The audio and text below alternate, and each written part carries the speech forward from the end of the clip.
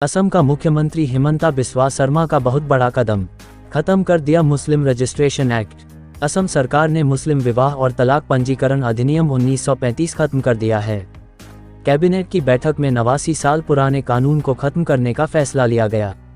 Assam cabinet ने शुक्रवार को मुस्लिम विवाह और तलाक पंजीकरण अधिनियम 1935 को निरस्त करने की मंजूरी दे दी। मुख्यमंत्री हिमंता बिस्वा शर्मा ने सोशल मीडिया पर बताया कि इस कदम से सरकार को राज्य में बाल विवाह रोकने में मदद मिलेगी। अब असम में मुस्लिम विवाह स्पेशल मैरिज एक्ट के तहत रजिस्टर होंगी।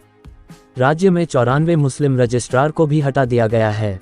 हिमंता सरकार ने समान नागरिक कानून (UCC) की ओर एक और कदम बढ़ा दिया है।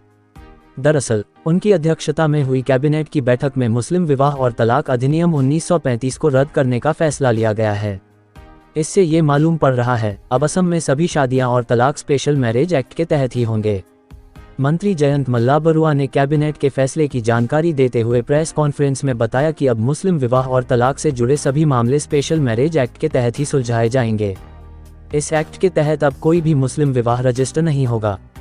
मंत्री बरुआ ने बताया कि मुस्लिम मैरिज एक्ट के तहत काम कर रहे 94 मुस्लिम रजिस्ट्रार भी हटा दिए गए हैं। मुस्लिम विवाह और तलाक के मुद्दे रजिस्टर करने का अधिकार जिला आयुक्त और रजिस्ट्रार को होगा। मुस्लिम मैरिज एक्ट के तहत शादी का रजिस्ट्रेशन किया जाता था, लेकिन उस दौरान इस बात से कोई फर्क नहीं पड़ता था कि लड़के और लड़की की उम्र क्या है। असम सरकार का मानना है कि इसके तहत बाल विवाह किया जाता था और लड़कियों को काफ़ी परेशानियों का सामना करना पड़ता था। इस एक्ट के तहत शादी करने के लिए लड़का और लड़की का एक ही धर्म का होना अनिवार्य होता था। यदि कोई अपने धर्म से अलग शादी करना चाहता था तो इसके लिए उन्हें अपने साथी का धर्म परिवर्तन करना होता था। अब मुस्लिम निकाह या तलाक का अलग से रजिस्ट्रेशन नहीं होगा। अब तक स्पेशल मैरिज एक्ट के तहत मुस्लिम निकाह नहीं होता था, लेकिन अब यह वैध होगा।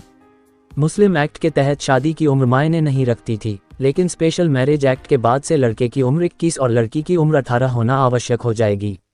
जो 94 मुस्लिम रजिस्ट्रार मुस्लिम निकाह के मामलों में रजिस्ट्रेशन के लिए इस एक्ट के तहत काम कर रहे थे, उन सभी को एक मुश्त 2 लाख रुपए का मुआवजा देने के बाद हटा दिया गया है।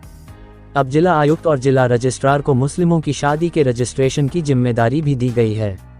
दोस्तों, असम में मुस्लिम मैरिज एक्ट कैंसिल होना क्या सही है या गलत, कमेंट्स में हमें जरूर बताएं। वीडियो को एक लाइक कर दीजिए और चैनल पर पहली बार आए हैं तो चैनल को सब्सक्राइब कर लीजिए और घंटी बटन ऑल पर सेट कर लीजिए। धन्यवाद।